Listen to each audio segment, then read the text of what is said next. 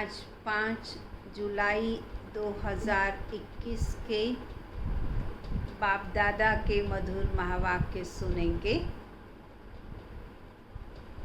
हम सभी ने गीत की लाइन सुनी कि शिव बाबा ही हमारे माता पिता बंधु सखा स्वामी हैं और उनके सिवाय हमारा सचमुच कोई और सहारा नहीं है। तो जो हमारा सर्व संबंधी है, सच्चा रक्षक है, सहारा है, ऐसे बाबा को बड़े प्यार से सदैव याद करते रहना है। बाबा जो बच्चों को कर्म अकर्म विकर्म की गति समझाते हैं, तो संगम युग पर अब कोई विकर्म नहीं करना है। अब सदा ही सुकर्म करते अपना पुण्य का खाता जमा करते जाना है। जितना संगम युग पर सावधानी से चलेंगे, उतना ही जीवन में श्रेष्ठता आती जाएगी। तो सुनेंगे बाबा के शब्दों में, बाबा के महावाक्यों को। मीठे बच्चे, तुम्हें बाप समान सच्चा सच्चा पैगंबर व मैसेंजर बनना है। सबको घर चलने का मैसेज देना है। अंतिम समय है, सब आत्माओं को वापस लौटना है। इसलिए ये मैसेज सबको देना है कि सबको जब परम धाम जाना है तो शिव बाबा को याद करें तो वापस घर सहज जा सकें। प्रश्न है, आजकल मनुष्यों की बुद्धि सारा दिन किस तरफ भटकती है? कलयुगी मनुष्य देह अभिमान में रहते हैं, तो बुद्धि देह की तरफ, देहधारियों की तरफ ज़्यादा भटकती है। लेकिन फिर भी बाबा पूछ रहे हैं, किस तरफ बुद्धि ज़्यादा भटकती है? तो कहेंगे फैशन की तरफ। देखते हैं दूसरे ने ऐसी ड्रेस पहनी है, उससे वह बहुत खूबसूरत दिखाई दे रहे हैं, तो चलो हम भी वैसा ही पहनते हैं, वैसा ही ड्रेसअप करते हैं। तो बुद्धि फैशन की तरफ बहुत ज़्यादा जाती है। तो मनुष्यों को कशिश करने के लिए अनेक प्रकार के फैशन करते हैं, अट्रैक्शन दिलाने के लिए। ये फैशन भी चित्रों से सीखे हैं। समझते हैं पार्वती भी ऐसे ही फैशन करती थी, देवी देवताएं भी ऐसे ही फैशन करते थे, ऐसा समझ लेते हैं। बाबा कहते बच्चे, सतयुग में जो देवी देवताएं होते हैं वो तो नेचुरल ब्यूटीफुल होते हैं। उन्हें फैशन करके अपने आप को सुंदर दिखने की ज़रूरत नहीं पड़ती है। तुम बच्चों को क्या करना है? अब इस पतित दुनिया का फैशन नहीं करना है। भले कलयुगी दुनिया के लोग फैशन कर रहे हैं, लेकिन बाबा कहते तुम संगम युग पर हो, तुम्हें कलयुगी दुनिया के फैशन आदि की तरफ कोई झुकाव नहीं होना चाहिए।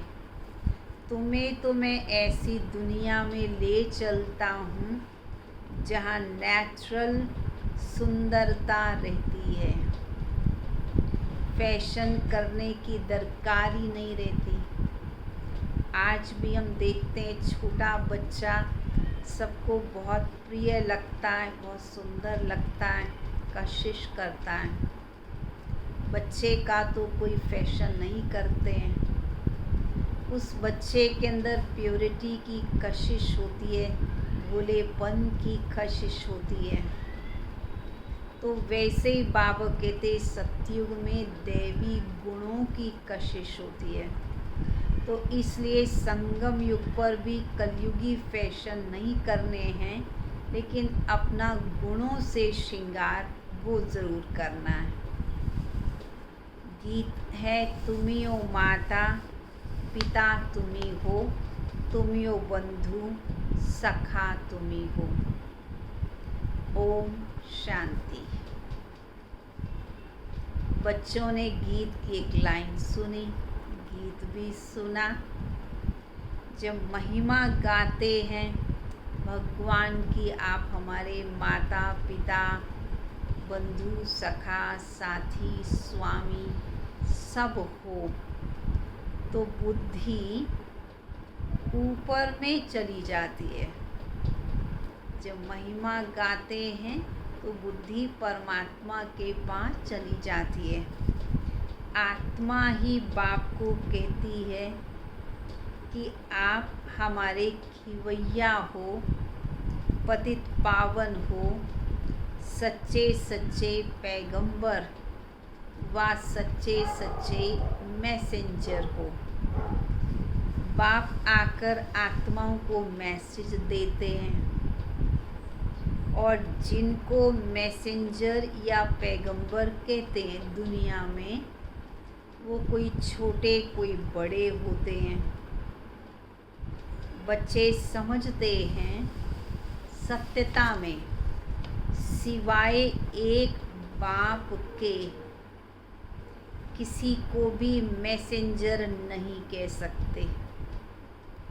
सबसे ज़्यादा सच्चा मैसेज, सद्गति का मैसेज तो केवल एक बाप ही आकर के देते हैं। शिव बाबा की महिमा सबसे बड़ी है।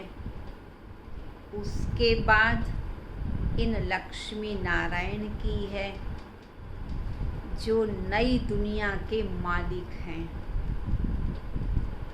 शिव बाबा को भगवान कहते हैं और लक्ष्मी नारायण को भाग्यवान कहते हुए उन्हें भी भगवान भगवती कह देते हैं। ये महिमा भी भारतवासी जानते हैं। दुनिया वाले सिर्फ इतना जानते हैं कि भारत प्राचीन देश है। भारत में गॉड गॉडेस का राज्य था। श्री कृष्ण को भी गॉड कह देते हैं। भारतवासी इनको ही भगवान भगवती कह देते हैं, परंतु किसी को पता नहीं है कि ये भगवान भगवती ये तो सतयुग में राज्य करते हैं। ये देवी देवताएं हैं। भगवान तो सद्गति दाता तो एक निराकार शिव बाबा ही हैं। भगवान ने गॉड गॉडेस का राज्य स्थापन किया। बुद्धि भी कहती है कि हम भगवान के बच्चे हैं, तो हम भी भगवान भगवती होने चाहिए। सब एक के बच्चे हैं, परंतु भगवान भगवती कह नहीं सकते हैं। क्यों? उनको तो कहते ही हैं देवी देवता। लक्ष्मी नारायण को भगवान भगवती वास्तव में कह नहीं सकते, क्योंकि वो तो हैं देवी देवता। ये सब बातें बाप बैठकर बच्चों को समझाते हैं। भारतवासी कहेंगे कि हम भारतवासी पहले नई दुनिया में थे। नई दुनिया को तो सब चाहते हैं। बापूजी नई दुनिया, नया राम राज्य चाहते थे, परंतु राम राज्य का अर्थ बिल्कुल भी जानते नहीं। भले गांधी जी ने ज़रूर कहा कि राम राज्य होना चाहिए, परंतु राम राज्य सतयुग को कहा जाता है। यह सतयुग ऐसी दुनिया है जहाँ दुख का, रोग का, अशांति का नाम निशान नहीं होता। ऐसा ज्ञान उनके पास भी नहीं था। आजकल मनुष्यों को बहुत अपना अहंकार रहता है। कलयुग में पत्थर बुद्धि हैं तो छोटी छोटी चीज़ों का भी अहंकार दिखाते हैं, जबकि सतयुग में तो सब पारस बुद्धि होते हैं। अब भारत कलयुग में पत्थर बुद्धि है और सतयुग में पारस बुद्धि था। मनुष्य तो इस कलयुग को ही, नर्क को ही स्वर्ग समझ लेते हैं। कैसी पत्थर बुद्धि बन गई कि नर्क को ही स्वर्ग समझने लगे।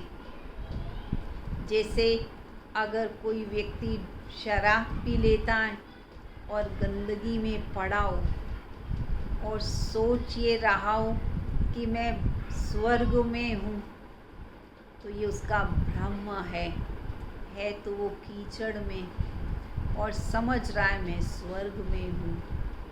ऐसे कलयुगी दुनिया के मनुष्य भी अहंकार के नशे में रहते हैं, तो सोचते हैं हम स्वर्ग में हैं, हमारे पास तो सुख के सब साधन हैं, विमान आदि हैं, बड़े बड़े महल हैं।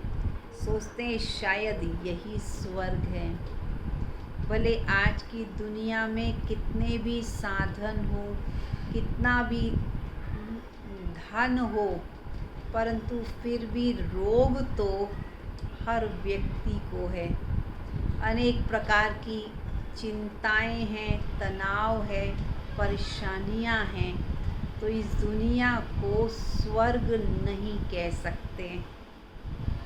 साइंस की कितनी वृद्धि हो गई है, कितना अल्पकाल का सुख है, फैशन आदि कितना है।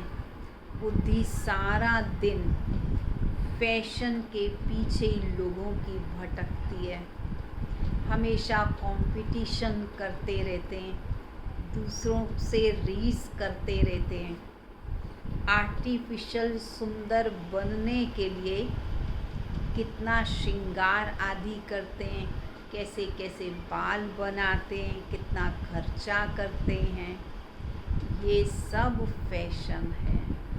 बाबा कहते बच्चे, इससे तो और भी अधिक देहाभिमान पैदा होगा। तुम्हें तो देह अभिमान को छोड़ना है, देहाभिमान को तोड़ना है।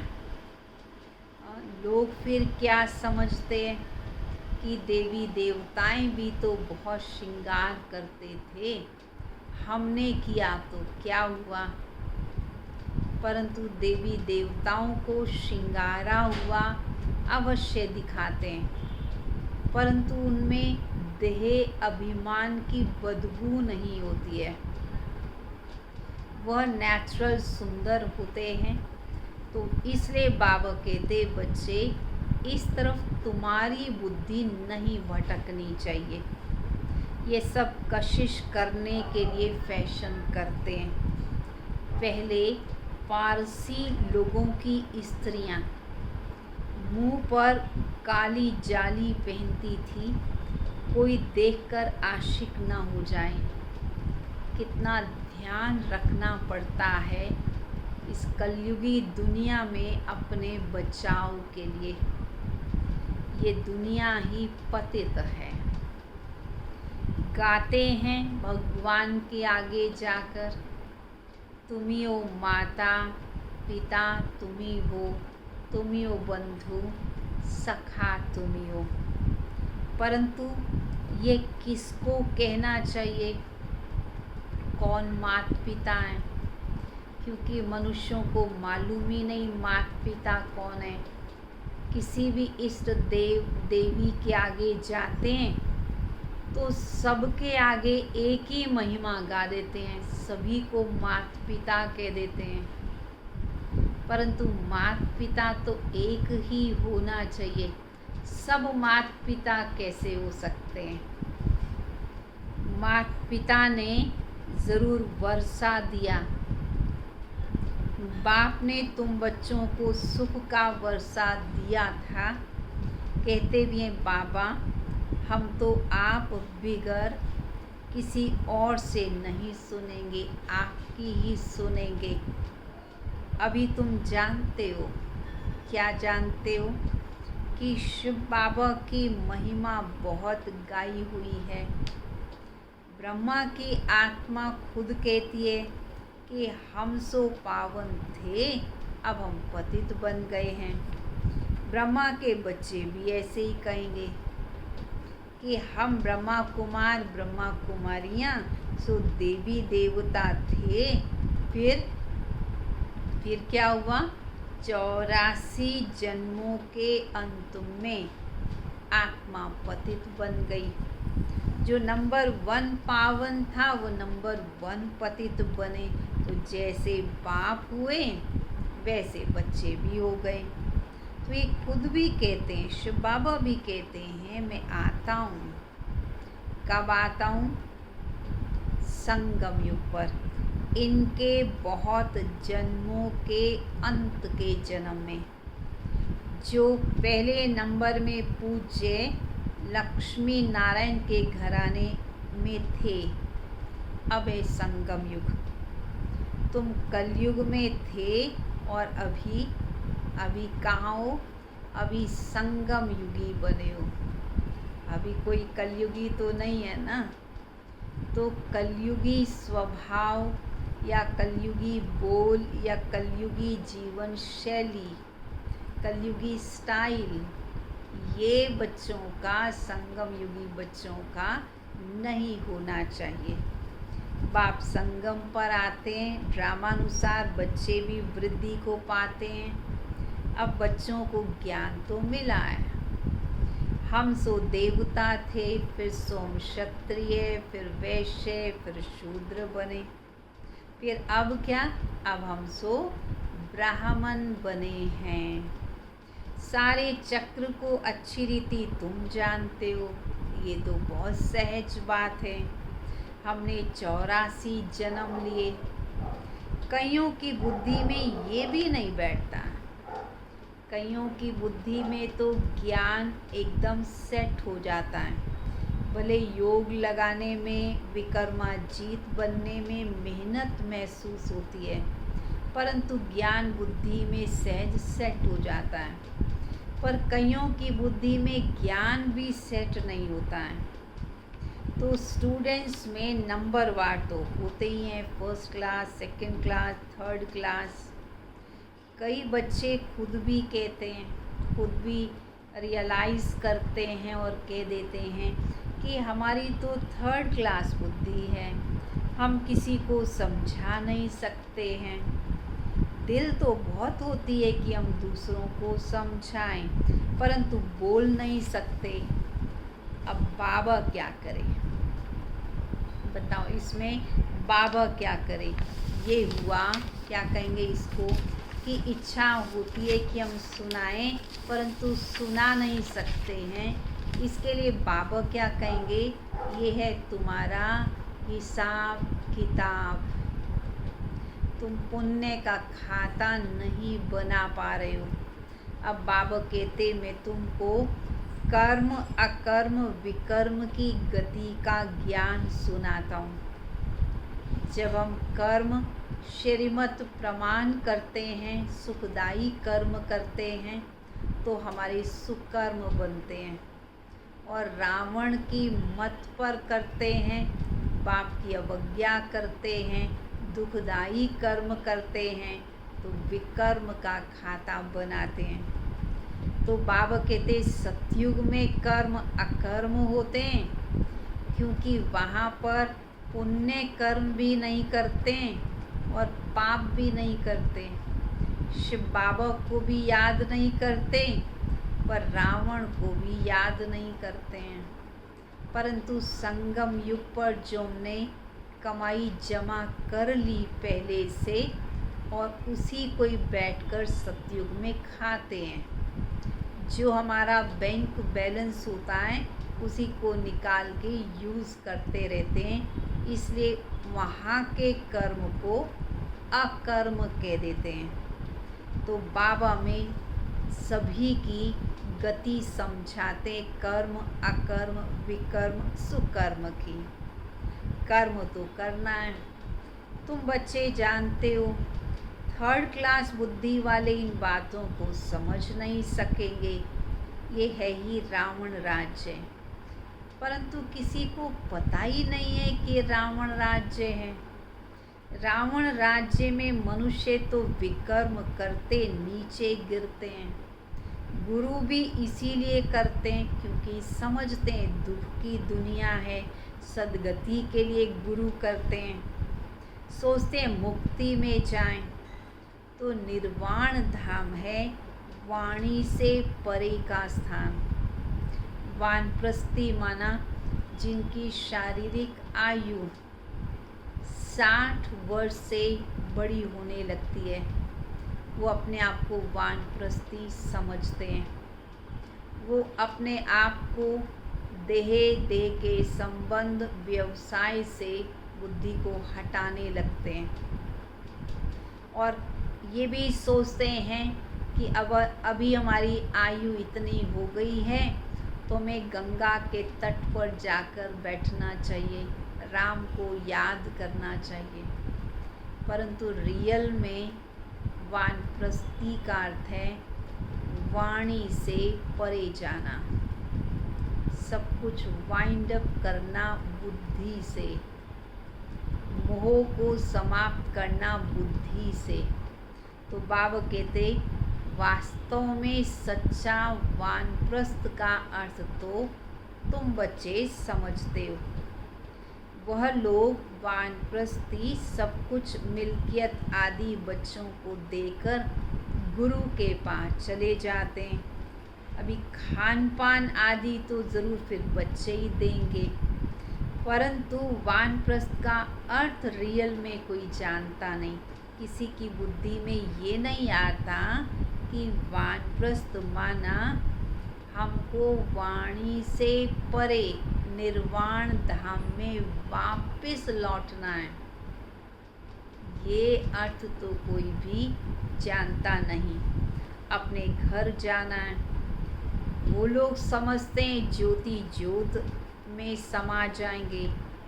निर्वाण धाम तो रहने का स्थान है। पहले 60 वर्ष के बाद वानप्रस्थ लेते थे, ये जैसे कि कायदा था। अभी भी ऐसे बहुत करते हैं। अब तुम तो समझा सकते हो कि वाणी से परे चुपचाप तो कोई बैठ नहीं सकता।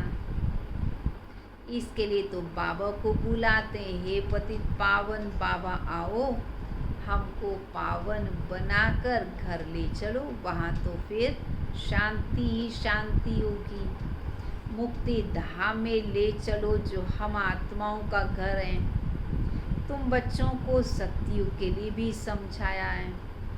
यहाँ से हमने जाना है निर्वाण धाम।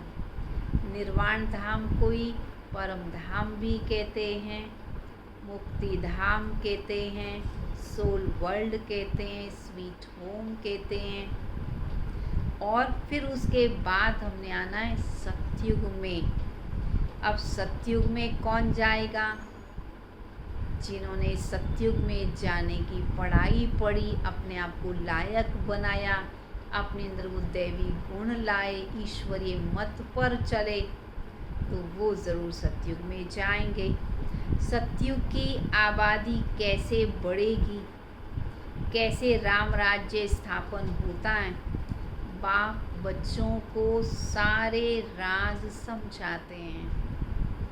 बाबा तो आज कर्म अकर्म विकर्म की गति का राज बच्चों को समझा रहे हैं।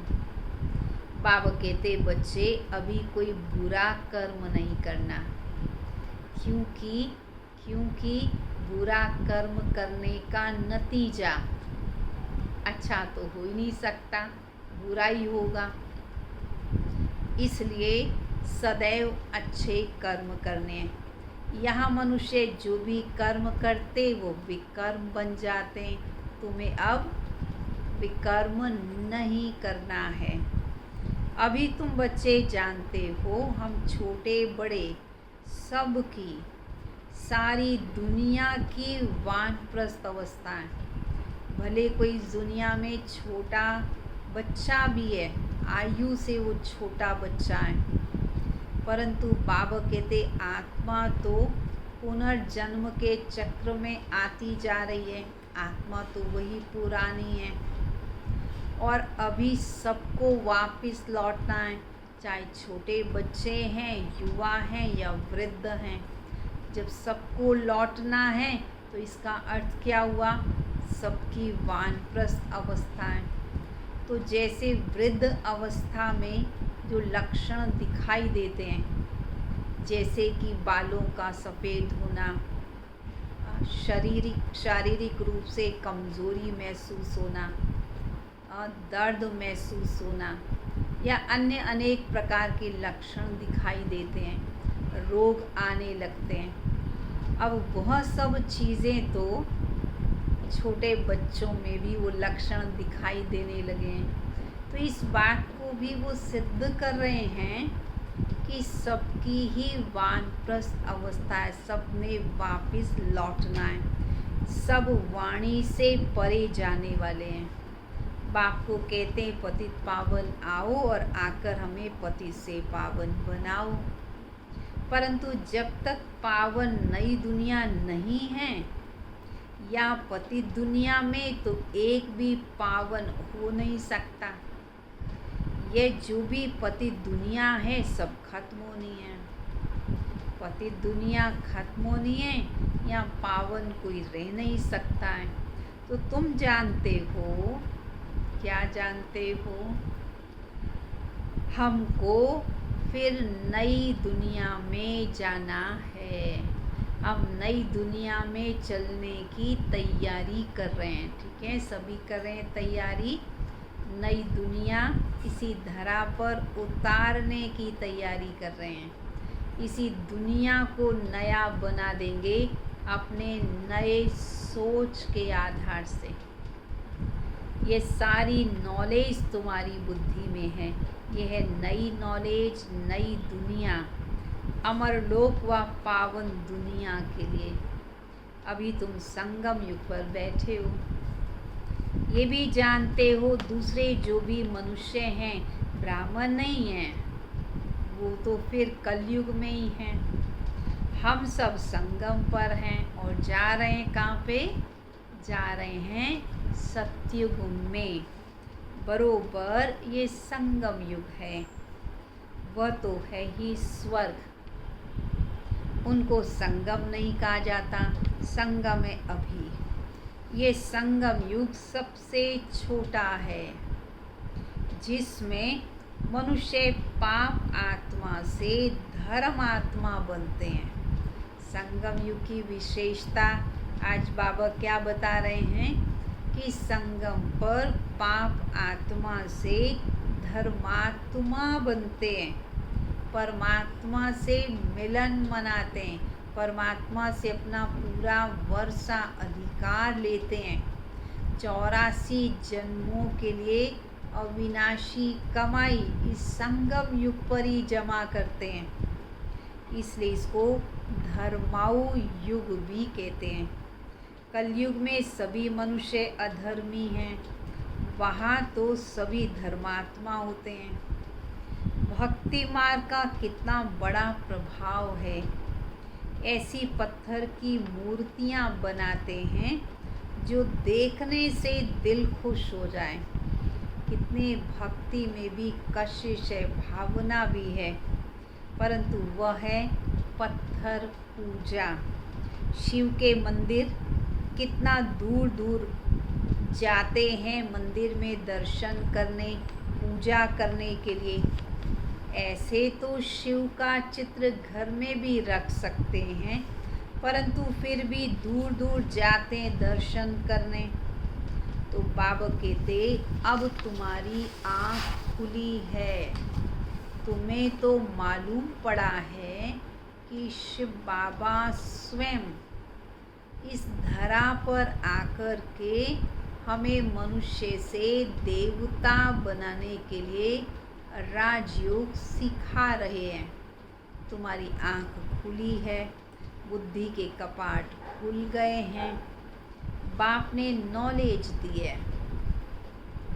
परम पिता परमात्मा इस मनुष्य सृष्टि का बीज रूप, ज्ञान का सागर, पवित्रता का सागर है। आत्मा ही नॉलेज धारण करती है, आत्मा ही प्रेसिडेंट आदि बनती है। मनुष्य तो देह अभिमानी होने के कारण देह की ही महिमा करते हैं। अभी तुम समझते हो आत्मा ही सब कुछ करती है। तुम आत्मा 84 जन्मों का चक्कर लगाकर इस समय बिल्कुल ही दुर्गति को पाई हुई हो।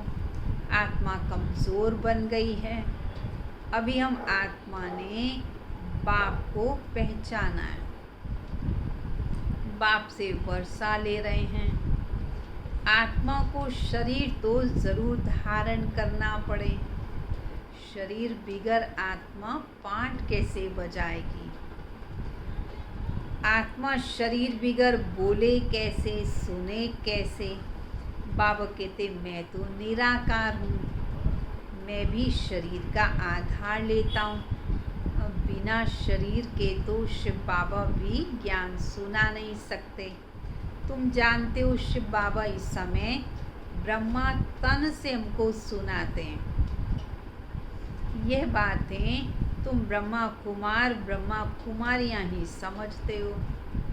बाबा जो बात बच्चों को समझाना चाहते हैं वो बाबा के बच्चे ही समझते हैं। तुमको अब ज्ञान मिला है। ब्रह्मा द्वारा आदि सनातन देवी देवता धर्म की स्थापना होती है। वही बाप तुम्हें राजयोग सिखा रहे हैं। इसमें मूंझने की कोई बात नहीं है। शिव बाबा राजयोग सिखा रहे हैं, देवी देवता धर्म की स्थापना हो रही है। इसमें कुछ भी कंफ्यूज होने की बात नहीं है। शिव बाबा हमको समझाते हैं, हम फिर औरों को समझाते हैं। हमको भी सुनाने वाला शिव बाबा ही है। अभी तुम कहोगे कि हम पति से पावन बन रहे हैं। बाप समझाते हैं यह है ही पति दुनिया, रावण का राज्य। रावण पाप आत्मा बनाते हैं, ये और कोई तो जानते ही नहीं। रावण का मतलब 5 विकार। जहाँ इन 5 विकारों की प्रवेशता हुई वहीं पर गिरावट शुरू हो गई। कौन से 5 विकार? काम, क्रोध, लोभ, मोह और अहंकार। इनमें से किसी भी विकार के परवश जो व्यक्ति हो जाता है उसकी गिरावट होना शुरू हो जाती है। इसलिए इन 5 विकारों को ही रावण कहा जाता है। बाबा कहते, बच्चे इन 5 विकारों को छोड़ना है। इससे ही तुम आदि मध्यंत दुख पाते आए हो। बाबा अब हम बच्चों को विकर्माजीत बनाने के लिए पढ़ाई पढ़ा रहे हैं। बाबा कहते, बच्चे माम एकम याद करो, कहीं भी बुद्धि को मत लगाओ और कहीं बुद्धि मत लगाओ, बुद्धि एक बाबा में लगाओ। शिव बाबा ने हमको अपना परिचय दिया है। पतित पावन बाप आकर अपना परिचय देते हैं। अब तुम समझते हो कितना मीठा बाबा है। अब रियलाइज़ करते हो सचमुच बाबा कितना सुखदाई है, कितना मीठा है, जो हमको स्वर्ग का मालिक बना रहे हैं। तो ऐसे बाबा को बड़े प्यार से याद करना है। कभी ऐसे बाबा को भूलना नहीं है, कभी ऐसे बाबा का हाथ नहीं छोड़ना है। ये अपने आप से पक्की प्रतिज्ञा कर लेनी है। अच्छा, मीठे मीठे सिक्के लदे बच्चों प्रति माता पिता बाप दादा का याद प्यार और गुड मॉर्निंग। रूहानी बाप की रूहानी बच्चों को नमस्ते। रूहानी बच्चों की रूहानी बाप दादा को नमस्ते नमस्ते नमस्ते। धारणा के लिए मुख्य सार। कर्म अकर्म और विकर्म की गति को जान। क्या करेंगे? अब सदा श्रेष्ठ कर्म करेंगे। ज्ञान दान कर धर्मात्मा बनना है। दूसरा, ये वानप्रस्थ अवस्था है। इन अंतिम घड़ियों में पावन बनकर पावन दुनिया में जाना है। पावन बनने का मैसेज सबको देना है। वरदान, घबराने की डांस छोड़। कौन सी डांस छोड़ दो? घबराने की डांस छोड़ दो।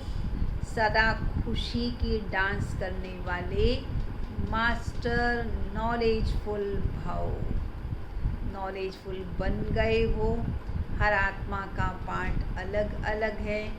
हर एक के जीवन में अनेकों बातें आती हैं, परंतु हमें सदा खुश रहना है, खुशी की डांस करते रहना है। बाबा मिला, सब कुछ मिला। जो बच्चे मास्टर नॉलेजफुल हैं वो कभी घबराने की डांस नहीं कर सकते हैं। सभी बच्चे कौन से बच्चे हैं? सभी नॉलेजफुल बाबा के बच्चे। आप सभी मास्टर नॉलेजफुल हो, इसलिए कभी घबराना नहीं है। सेकंड में सीढ़ी नीचे, सेकंड में ऊपर। अब ये संस्कार चेंज करो। ऊपर नीचे होने के संस्कार, रोने के रूठने के संस्कार चेंज करो तो बहुत फास्ट चले जाएंगे।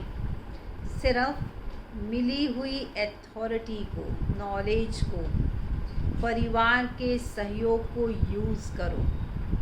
बाप के हाथ में हाथ देकर चलते रहो तो खुशी की डांस करते रहेंगे। घबराने की डांस हो ही नहीं सकती जब बाबा साथ में है, ईश्वरीय परिवार साथ में है, तो फिर घबराने की डांस तो होगी ही नहीं।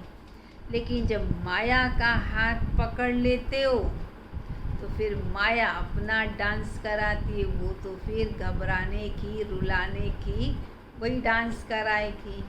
पर बाबा को ये डांस पसंद नहीं, खुशी की डांस। स्लोगन, जिनका संकल्प और कर्म महान है वही मास्टर सर्वशक्तिवान है। जिनका संकल्प और कर्म दोनों महान हैं वही मास्टर सर्वशक्तिवान है। अच्छा, ओम शांति। चलेंगे सभी बाबा की याद में।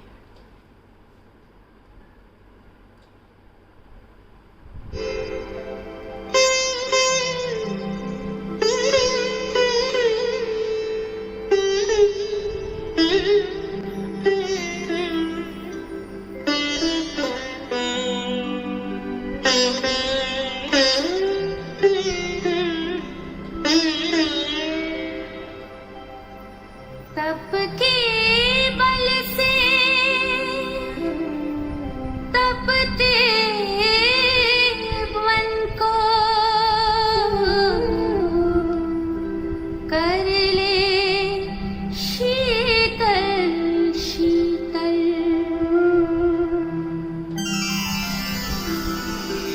तप के बल से तपते मन को कर ले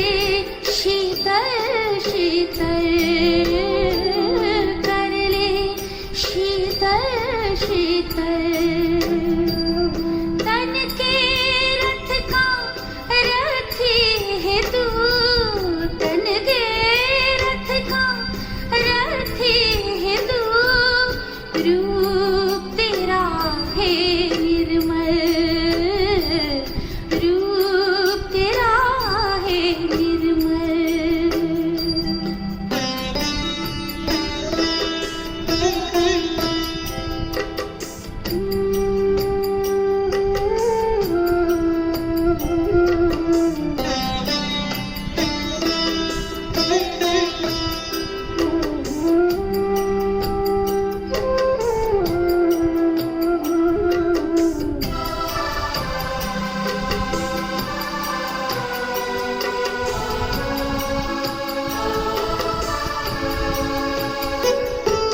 शुद्ध संकल्पों के मोतियों से चिंतन को सजाना है, सिद्धि स्वरूप बनके अब इस जग को महका